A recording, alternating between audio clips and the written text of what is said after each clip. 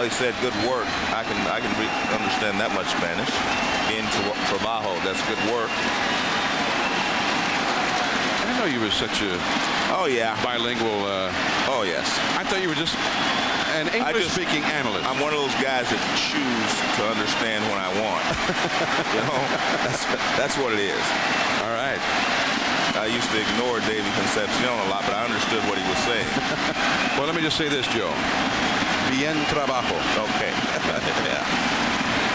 Here's Adam Kennedy. And Mike Stanton is still out there.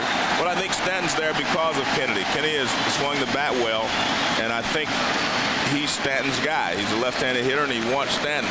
They may bring Carsey in after this, but they definitely wanted Stanton to face Kennedy here in the bottom of the 8th inning. Kennedy's been a big man tonight in this comeback for the Angels. Curveball, that's a strike.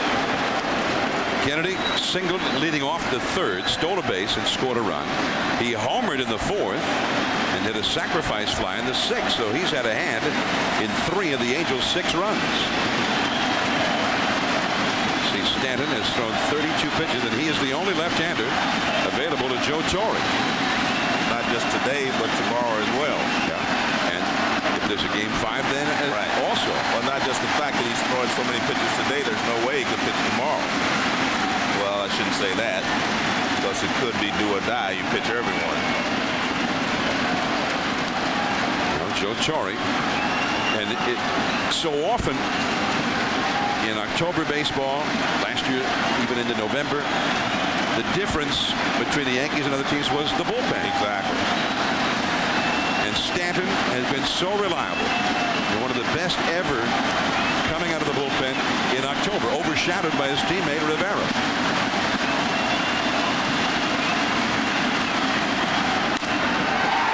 Along the right field line, racing in Mondesi, can't handle it. Kennedy to second, and he'll pull up there. He got his glove on it, but could not put the squeeze on it. Eckstein, 14 sacrifice bunts during the season. He's an excellent bunter. That gets it done. Ventura throws him out. Soriano covering. Percival heating up in the bullpen. And the Angels have 2 outs to try and get Kennedy home with the lead run.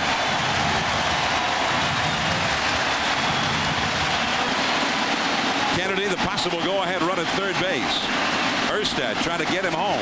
The infield has drawn in to try and keep that from happening. The curveball and a mighty cut, but a miss.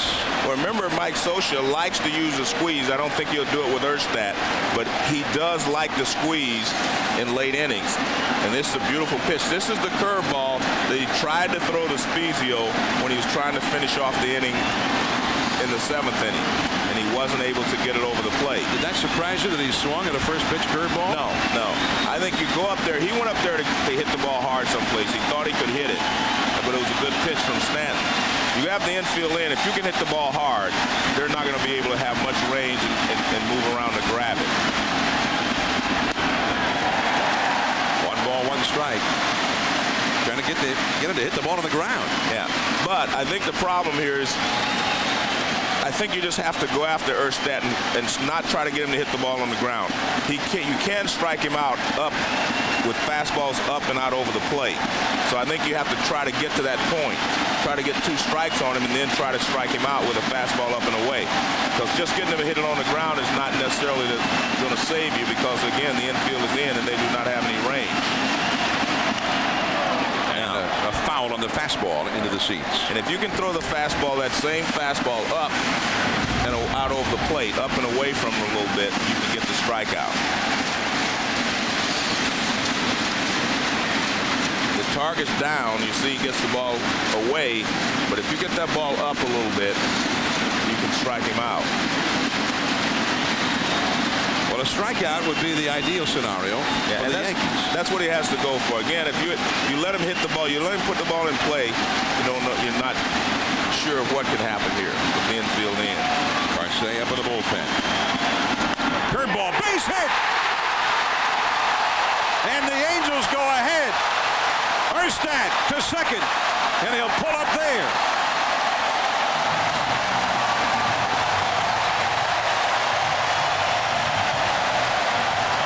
There's Steve Carsey, the big right-hander, acquired to solidify their bullpen, who became a closer at various times when Rivera was on the disabled list. But now he's just trying to save the deficit. Yeah. Well, two things happened there. It was the second time around for Erstad to see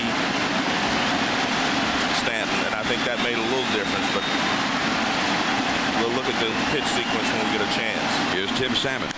Curveball, a high drive deep down the left field line. That one is way back there into the corner. That ball is gone. A home run. 9-6 Angels.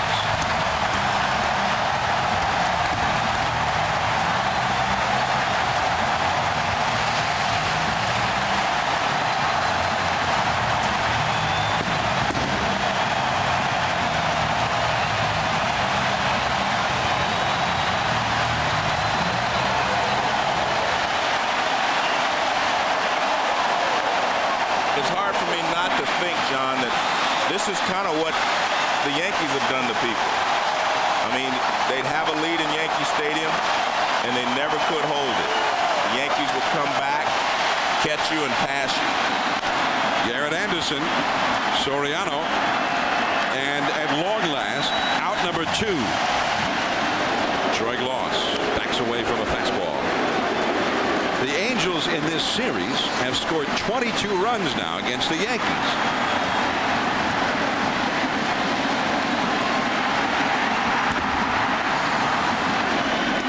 The whole roster was willing that one to stay fair.